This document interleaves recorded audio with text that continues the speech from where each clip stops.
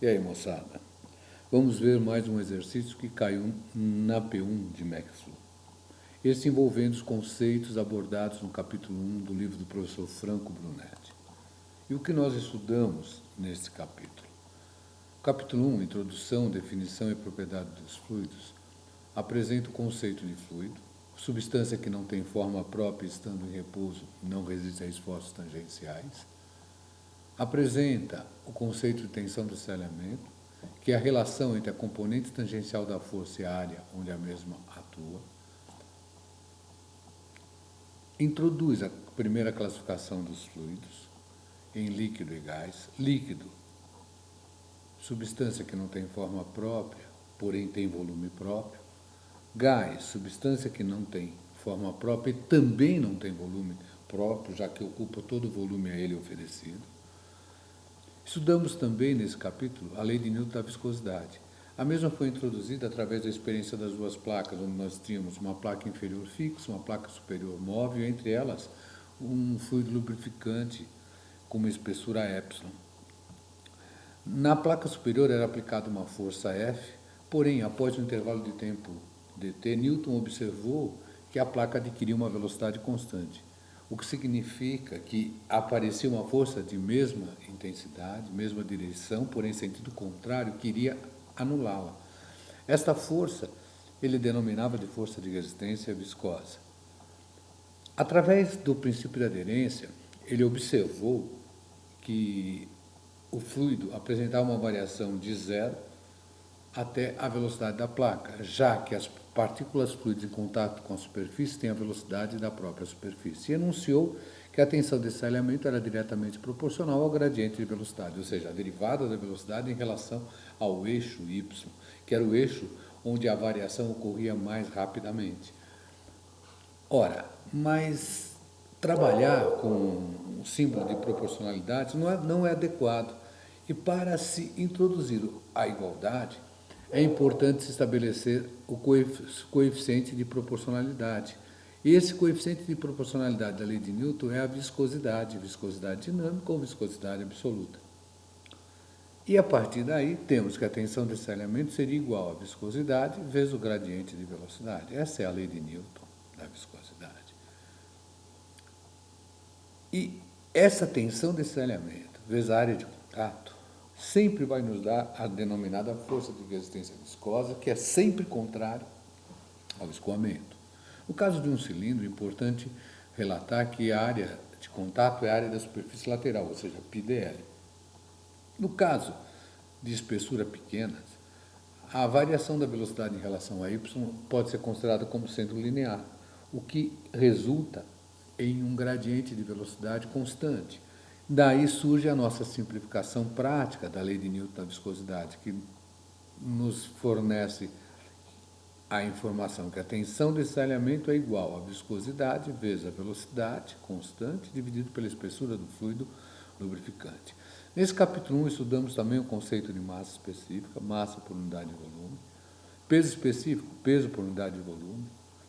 Ora, daqui podemos estabelecer uma relação entre peso específico e massa específica, já que o peso é massa vezes a aceleração da gravidade, o que resulta que o peso específico é igual a massa específica vezes a aceleração da gravidade. Estudamos o peso específico relativo, que é sempre o peso específico do fluido sobre o peso específico padrão. No caso de líquidos, esse peso específico padrão é o peso específico da água a 4 graus Celsius, ou seja, 9.800 Newton por metro cúbico. Estudamos também a viscosidade cinemática, que era a relação da viscosidade dinâmica com a massa específica.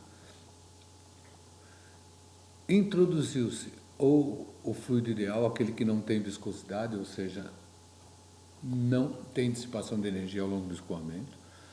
Escoamento incompressível, aquele que apresenta massa específica e peso específico constante. E ainda a equação de estado dos gases perfeitos, P sobre ρ igual a RT.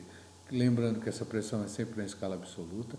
Esse R é a constante do gás, que é a constante universal dividida pela massa molecular do gás, e a temperatura tem que ser dada em Kelvin. Daqui também podemos estabelecer que a pressão vezes o volume sobre a temperatura é uma constante. E daí estabelecemos o processo isotérmico, isobárico, isocórico, adiabático, sempre estabelecido diante desta constatação que pressão na escala absoluta vezes o volume dividido pela temperatura em Kelvin é uma constante.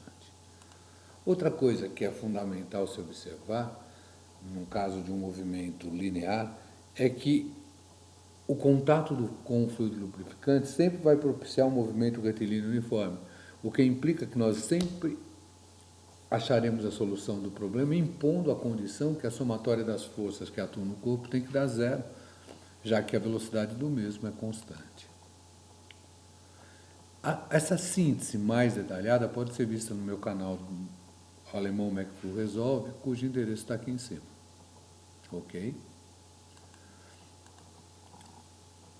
O problema em si. Um anel de ferro de massa específica 7.800 kg por metro cúbico escorrega dentro de um tubo guiado por uma barra cilíndrica fixa, como mostra a figura. O anel é lubrificado, seja interna, seja externamente, por um fluido de peso específico 8.000 N por metro cúbico e viscosidade cinemática 10 a menos 3 metros quadrados por segundo. Supondo o diagrama de velocidades lineares, qual a velocidade de descida constante do anel? São dados o diâmetro da barra cilíndrica, 10 centímetros, o diâmetro interno do anel, 11 centímetros, D2, o diâmetro externo do anel, 20 centímetros, o diâmetro interno do cilindro que guia o anel, 21 centímetros, o comprimento do anel, 10 centímetros.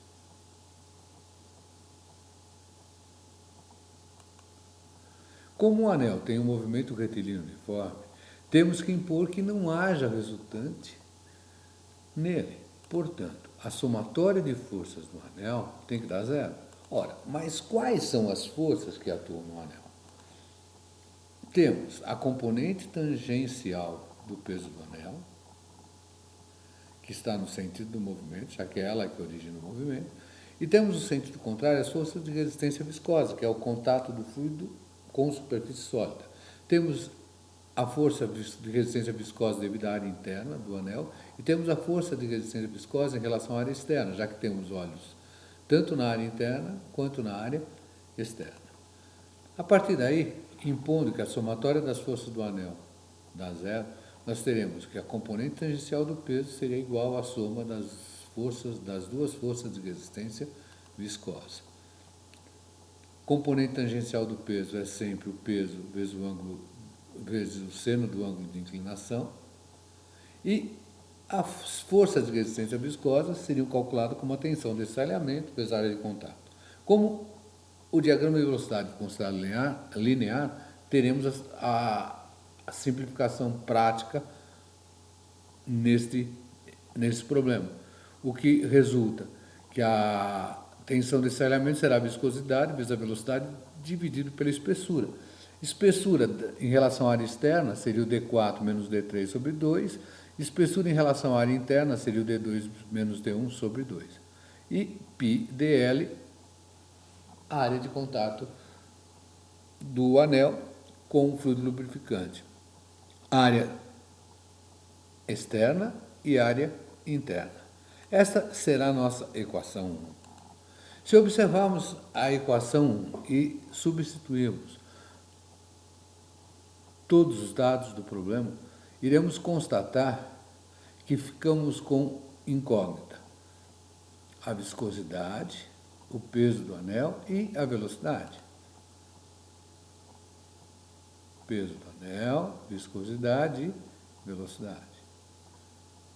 E para resolver o problema, que é a pergunta da velocidade de descida do anel, vamos ter que encontrar todas essas grandezas. Vamos começar calculando o volume do anel. O volume do anel seria a área da base vezes a altura. Só que teremos que pegar em relação ao diâmetro externo e dele tirar o volume em relação ao diâmetro interno. Π sobre 4 D3 ao quadrado vezes L, que seria o volume do cilindro externo, menos π sobre 4 d2 ao quadrado vezes o L, que seria o volume do diâmetro interno.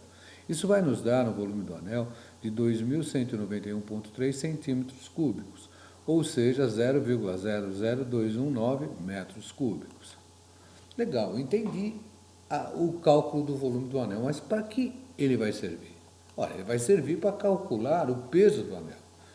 E para isso, vamos recordar o conceito de peso específico. O peso específico é o peso por unidade de volume. Ora, o peso específico do anel, que seria o peso específico do ferro, seria a sua massa específica, que foi dada, 7.800, vezes a aceleração da gravidade, 9,8. Como estamos trabalhando no sistema internacional, esse peso específico seria Newton por metro cúbico, que seria o peso do anel dividido pelo volume. Só que esse volume do anel a gente já tem, que seria o 0,0219, que resulta em um peso do anel igual a 167,4 newtons. Agora, tendo o peso do anel, precisamos calcular a viscosidade dinâmica. E vamos fazer isso através do conceito de viscosidade cinemática e a relação entre peso específico e massa específica. Sabemos que a viscosidade cinemática é a dinâmica dividido pela massa específica. Por outro lado, a massa específica é o peso específico dividido pela aceleração da gravidade, o que resulta que a viscosidade cinemática seria a viscosidade dinâmica vezes a aceleração da gravidade dividido pelo peso específico. Daí, calculando, temos a viscosidade dinâmica igual a 0,816 newton vezes segundo por metro quadrado ou Pascal vezes segundo. Ora, temos o peso do anel, 167,4 newtons. Temos a viscosidade do fluido lubrificante, 0,816 Pascal vezes segundo. Aí podemos calcular a velocidade de descida do anel, porque é a nossa única incógnita. Substituímos aqui, olha, substituímos o peso do anel, substituímos a viscosidade e ficamos só como incógnita a velocidade de descida.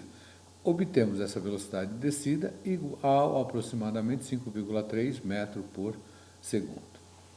Bom, moçada, se este vídeo lhe for útil, não esqueça de clicar no joinha e se inscrever no canal Alemão McFlu Resolve. Assim você vai nos dar a oportunidade de continuar esse trabalho.